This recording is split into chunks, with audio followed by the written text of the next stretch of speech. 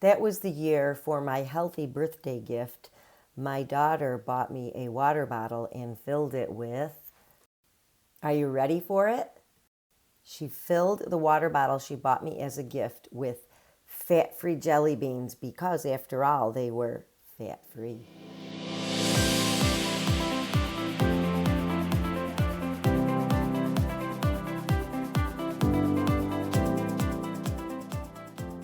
Hello, everybody, and welcome to the Air Hug Community Podcast. My name is Judy Arazosa, and I am your host. And what is the Air Hug Community Podcast? The Air Hug Community Podcast is a community for midlife women who are smart enough to realize that health is a lot more than looking good. Health is feeling good emotionally, physically, mentally, and everywhere in between. And, for years when we're younger women, of course, we may put a high emphasis on aesthetics. And I'm not saying that aesthetics are not important, but once we become older and wiser, we do realize that there's a lot more to being healthy than just looking good. And often people who look good are not healthy. We can't make assumptions about it. So let's get after today's episode. Are you ready? I thought it would be fun to take a little trip down memory lane today. So I'm going to start with a little scenario that kind of struck me really. It just got me to thinking, and it inspired me to have this little chat with our community today, our Air Hug community. So not too long ago, I was browsing my old cookbook shelves for a dessert idea to share at a dinner party. And I sat down on the floor amongst so many cookbooks. And I will say, since then, we have just started to tear our kitchen down. And I actually took 90% of these cookbooks and I'm putting them right in the dumpster that's going in our driveway. But let's get back to the story. So I sat down on the floor, and that's what I tend to do because my cookbooks are on a shelf that are kind of low. So I pulled them all out, and they're all around me, and I'm flipping through them looking for a dessert idea. And I was, can I tell you, highly uninspired. So I kept surfing and surfing through, I'm telling you, volumes and volumes of books. And it hit me that the popular healthy cookbooks that I used in the pre-Google days, I'm sure, if you're in midlife, you've been there, right? And one of the things that I used to collect in the pre-Google days were cookbooks. So I had a lot of them. And I will tell you that the vast majority, I will say virtually all of these cookbooks had one thing in common. I won't say all of them, but I'm going to say, if I had to pick a percentage, I'd say 90% or better had this one thing in common, right? They reflected the current thing that the thing that they had in common was that they reflected the current knowledge at the time about healthy eating and healthy food.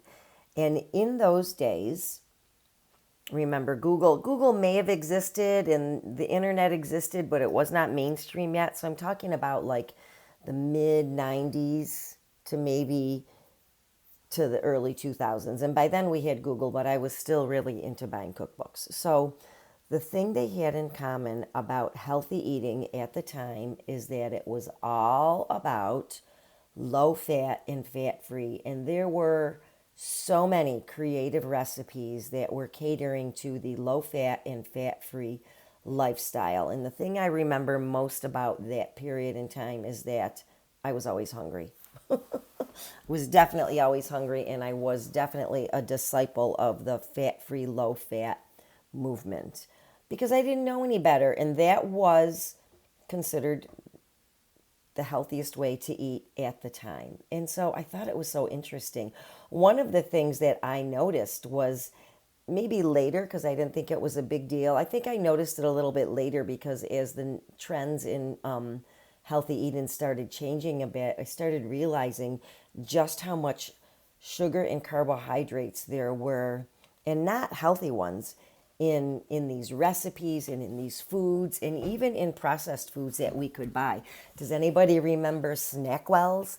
the fat-free cookies that were fat-free but full of refined carbohydrates and sugar. Yeah, you could eat a whole package of them and you would still not get full because there was just like no fat to have you feel satiated. But anyways, another book one of the cookbooks that I read used to have little like nutrition tips like in the margin. It was an adorable book, really, but it recommended eating an unlimited amount of air popped popcorn.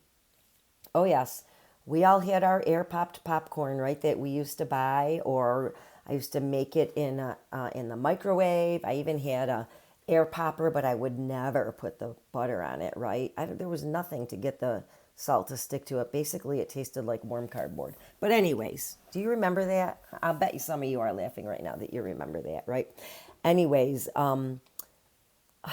there were so many little tricks. Yes, there was the time when it was recommended to snack on fat-free jelly beans. I don't remember the reference where I got that, but I mentioned it to my daughter, and that year for my birthday, she bought me a water bottle because I was also getting into drinking water at the time and filled it with gourmet fat-free jelly beans. I kid you not. I ate those jelly beans like every afternoon and thinking I was just doing a healthy thing. Never mind the fact that they were full of, I don't know if there was anything natural in them. They were like artificial everything, and I can't remember the brand name, but you can probably think back in your mind because they were the gourmet jelly beans at the time. Anyways, so most of us, or maybe I can't speak for most of us, but I personally don't buy a lot of cookbooks anymore, although I did buy one in the last few months. And I can tell you about it at the end of the episode.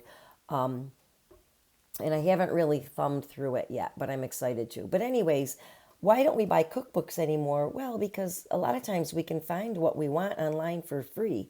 Or, maybe you get a subscription to something. Like I do love when I want to get into creative cooking. I have the New York Times cooking app, and I really enjoy that. But I'm sure we all have our favorites, right? So, by the way, the dessert I made for that dinner party was from one of my all-time favorite cookbooks, and that was called the Silver Palette Cookbook. And I think I had two of their cookbooks. The classic one, I can still remember it had a maroon cover, and oh my God, their hair was so 90s. It was these two women who wrote it. The Silver Palette Cookbook. And then one of the authors, and I forgot which one, came out with one later called, I think, Silver Palette Good Times, and that was her low-fat, healthy cookbook. But the recipe that I chose for the dinner party that we went to was from the classic original Silver Palette Cookbook, and it was for the best chocolate chip cookies ever. And I tell you, those are the chocolate chip cookies that I make whenever I decide to bring cookies or a dessert somewhere. They always go over great. They're delicious. And nowadays, when we do have dessert, we do it without the fake stuff. Goodbye, fake stuff. I use real sugar, real butter, and it's more about enjoying it and savoring it and not having it, every day of the week, but enjoying it on occasions. And that's how we do that. Okay, so, after that fat-free era, let's get back on memory lane, right? Not long after that came the Atkins diet, and then what was the one? It was like a Florida thing. Oh, South Beach. That's South Beach. And then, a decade later, it was paleo. And on the heels of that came keto and intermittent fasting. And by the way, keto was never good for cardiovascular health. But anyways, it's very interesting how trends come and go. And I could do a whole episode as well on trends on body shape. And I actually am strongly considering doing it because there was a very disturbing social media post that came across my Instagram not long ago. But if you're interested in that, I would love to talk about it, because the bottom line on that is, speaking of bottoms, and bottoms are what I want to talk about very quickly on this tangent, because, big butts has been all the rage for, I don't know how long, a decade maybe, right? Whatever. And now all of a sudden it's going back to that heroin look. They call it the heroin look. It's like that skinny, disgustingly skinny woman. And the thing is, now we're smarter than that, right? You and I are smarter than that. We're midlife women. Maybe there's some guys listening. You're smarter too. We all know the body we have is the body we have. And we're not going to completely change our shape because we have genetics, right? Where we carry our fat is largely due to genetics and hormones, but we can be the healthiest we can be, and we may not still have, the biggest butt in the world or be that skinny, disgusting, waif-looking person either. But I digress. That is for another episode. We're getting back on the nutrition memory lane. So I noticed that the low carb trend on whatever diet you're thinking of it, was it Atkins? Was it South Beach? Was South Beach low carb? I can't even remember what South Beach was. Paleo, keto. They have gotten dangerously polarizing as far as demonizing carbohydrates, right? Into extremes, right? And the problem is a lot of things. It's not a balanced diet. It's not the healthiest diet for you. And these diets are not pushed for health. They're all pushed for weight loss, weight loss, weight loss. Now, I don't know too much about paleo. Paleo may have been pushed for a better way of living and based on the eating of the Paleolithic age.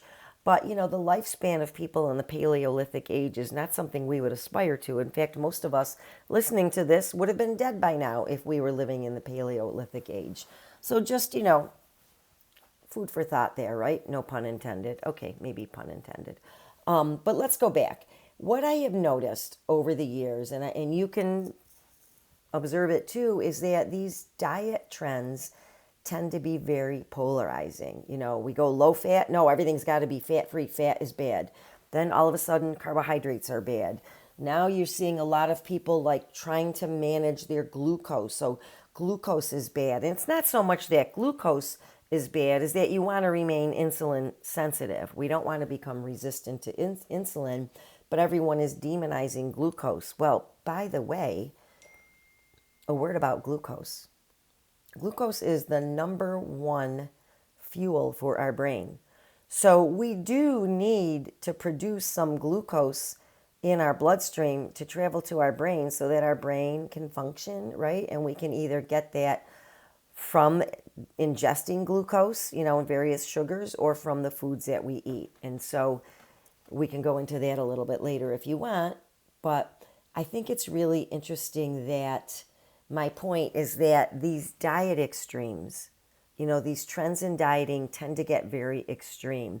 How about intermittent fasting? You have people who will only eat like in a 4-hour window during the day, and then they will fast for 20 hours. Now, if anyone can actually do that and get an adequate number of calories for a prolonged period of time, I would be highly surprised, right? Because it would be really hard to ingest good whole food that you need in an entire 24-hour period in only a 4-hour window. Because remember, good whole food is slow to digest, right?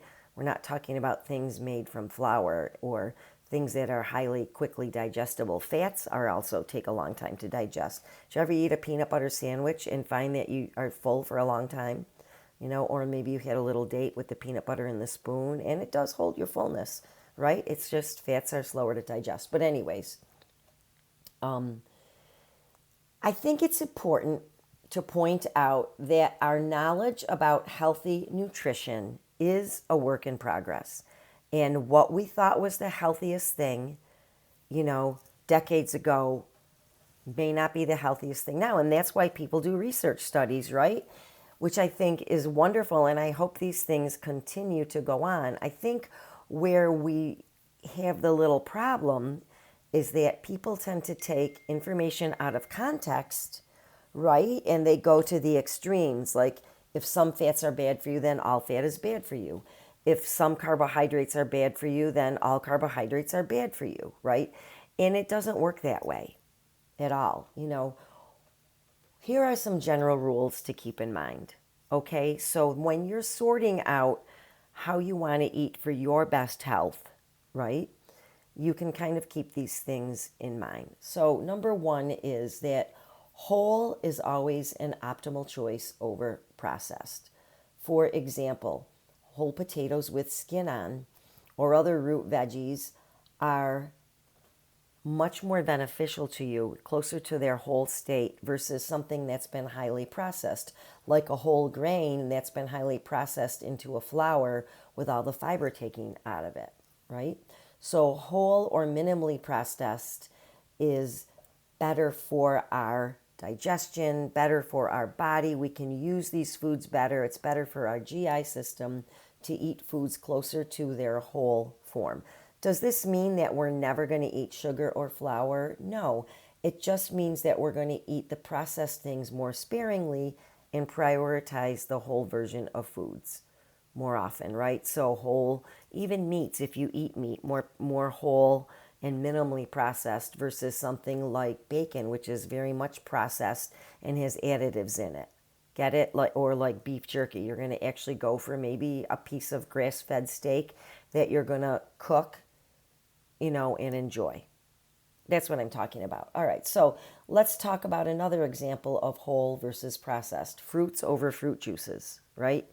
Now, not that I'm advising anyone to eat a whole lemon, because obviously, like lemon juice is something that is a great use in so many recipes. I'm not saying don't ever eat lemon juice, for example. And lemon juice happens to be low in natural fructose, which is a sugar, right, compared to other fruit juices. But, like oranges versus orange juice is what we're talking about here. Okay?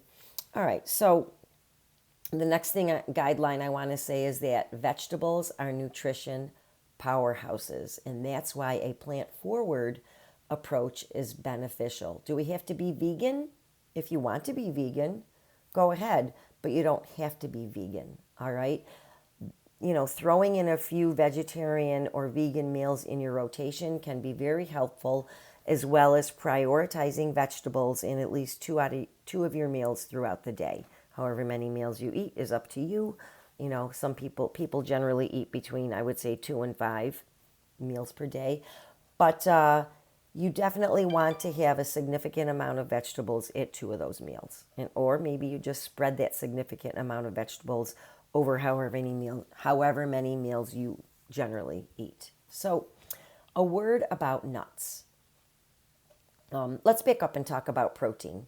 Protein is an important nutrient, and as we get older, it actually becomes more important. And that's for 2 reasons.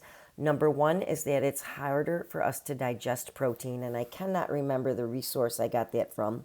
I have to look it up, but I did read it.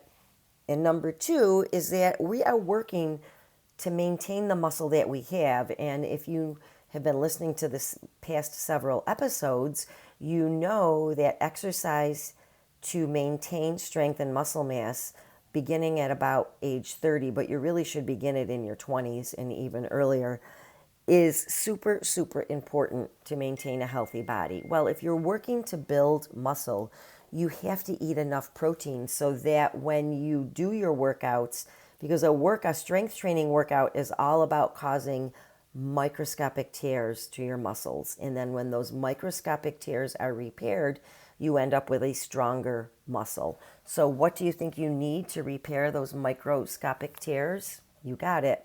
Protein. What you really need are amino acids, but amino acids come from proteins, and you need the essential amino acids. So again, that could be a topic for another talk, but I don't like to get too sciencey around here. We like to be more conversational, but we could talk about it if you want. Drop me a line if you want to talk about that more. Okay, so what about dairy? Hey, if you can eat it without being bothered, fine. A lot of us, and I think a lot more than what we realize, are cow dairy intolerant because actually we're humans and not cows. And so it can be hard to digest dairy. But if you can, that's fine. Hard cheeses can be easier to digest than things like milk or soft cheeses. But here's what I would tell you is to be very choosy about your dairy products. Choose hormone-free and organic to avoid the chemicals and hormones that come through with the cows that are treated with that, because those hormones do come through in the dairy products that we eat, and they can actually affect our systems. So we want to stay away from cows treated with hormones and cows who are eating food that's not organic, because we are what our animals eat, right? We are what our food eats, not what we eat, right? Because most of our food, all of our food essentially eats something. If it's a plant, it's getting its nutrients from the earth and the water and the sun. And if it's an animal, it's either eating other animals or plants. So we want to know where our food sources are getting their nutrients from, because it does directly affect us. Okay, by the way, hormones. So I know a lot of people in midlife want to blame their hormones on their changing body shape. And to some degree, it does have an effect on us. And for women, as we age, we do change our pattern of fat distribution. We tend to become more apple-shaped and less pear-shaped as we go through menopause and beyond. However, it doesn't mean that we're prone to holding more fat. We're prone to holding more fat for reasons such as not having the muscle mass that we used to have and not needing the same amount of calories, but eating the same amount of calories or less. So that is what we're talking about. The other thing is the stress hormones, right? So the cortisone insulin balance is just as important, I would venture to say, actually more of an influence on our body, not on the shape of our body, but on the fact that our body will hold fat. And to some degree, when cortisone and insulin are out of balance, we will hold more belly fat. But it's not just because we're in menopause or post-menopause. A lot of it has to do with the fact that we might be eating a diet that contributes, I don't want to say cause, but we might be choosing foods that contribute more to insulin resistance, which will throw that insulin cortisone balance out of whack. We may be living a lifestyle that affects our stress levels and our reaction to stressful events in our life. If we're constantly living in a stressful state, our body's going to pump out cortisone. And when cortisone is out of control and our body pumps it out, we are more likely to hold on to fat. And yes, in that case, it can be belly fat. So what I wanted to talk about today was a trip down memory lane, what we know and what we are taught about nutrition from the research that comes out and then from the mainstream media that basically interprets that research changes over time. And what we once thought was healthy, maybe we don't think of as so healthy now. And I wonder what we're going to think, 10 years from now and 20 years from now, right? Years and years ago, we didn't think any alcohol was acceptable. Now it's acceptable and advisable, even in some circles, to have a glass of red wine a day. I don't know what's going to happen. I think it'll be very exciting. But here's what I think. Sticking to the guidelines that we talked about, whole foods, keeping things balanced, making sure we get protein enough, and that's what I wanted to say, was getting into protein, and I didn't get back to it. Nuts. A lot of people think that nuts are a great source of protein.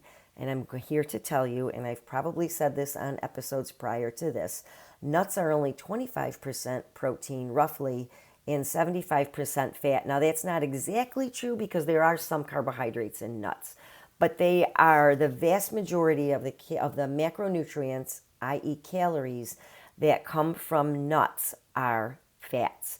And so that's why, like when you eat a peanut butter sandwich, you stay full for a long time because fat is harder to digest and it keeps you full. However, nuts as a protein source, as an only protein source, I'm not saying that don't ever use nuts as, part of a protein source. But if it's your only protein source, you're going to have to eat more calories than perhaps what you would like to find that balance to maintain calorie balance, so to maintain energy balance, right? Which we never really know if we do or not. The best way to know is if your clothes are getting tight. It's kind of hard to do that if you're using nuts as a protein source without other proteins, because again, you're going to be getting a lot more fat than what you want to get. So we talked about that. We talked about dairy. It's up to you if you want to have dairy or not, just like it's up to you if you want to be vegan or vegetarian, but if you do that, you want to keep in mind that protein is important for the reasons that we mentioned. And dairy, we'd like to do our best to choose hormone-free and organic and know what our food sources eat. We are what our food eats, right? Not what we eat. So we want to know what the plants and animals that we eat, what did they eat? Were they fed hormones so that they could be literally beefed up so that they would produce like bigger chicken breasts and bigger pieces of steak and the cow pumps out more milk? We don't really want that kind of hormone in our food. So I just thought this was a very fascinating little trip down memory lane, and it literally all started on the floor, thumbing through my cookbooks and laughing at all the fat-free recipes, most of which did not taste any good. And by the way, I did take all of those cookbooks. We broke down our kitchen because we're getting ready to do a kitchen remodel, but I took all of those cookbooks and they are piled up in my garage. And when I tell you there are piles and piles of them, and they are going in the dumpster. So what kind of cookbooks did I kept? I kept the classics, like a Julia Child cookbook. I kept a Giada cookbook. I did keep the Silver Palette cookbooks because they have some really good, especially the classic one. But even the Good Times one, I do kind of laugh at some of the recipes in it because some of them are low fat and it's kind of funny. But there's also some good classic ones in there. And then who's that barefoot lady? I have one of her cookbooks too, the Barefoot Contessa. And other than that, my sources for cooking, I go to the New York Times app a lot. I go to Bon Appetit, and I just tend to use, weekdays I don't even do recipes. We're very simple on weekdays around here, but it's more, if I'm going to research for something really fun, a dinner party or a special family dinner, then it's kind of fun to do more research. So I'd love to know how you like to cook and what your current trend is. And bottom line, if there's a conclusion to all of this, is to go back and listen to your body. You can play around with different forms of eating. Maybe you're going to go a little higher protein. Maybe you're going to play around with some intermittent fasting. Do what you can do long term that keeps you satiated, that kind of follows those baseline rules, and that doesn't have you white knuckling through a day, using all the willpower you have. And then if you're out of willpower and you end up being like hangry, that's not a system that you can live with long term. So I hope you enjoyed this episode. I really enjoyed it. And like I said, it all just stemmed from sitting on the floor with those cookbooks. But I will be back here next week with a new episode here on the Air Hug Community Podcast.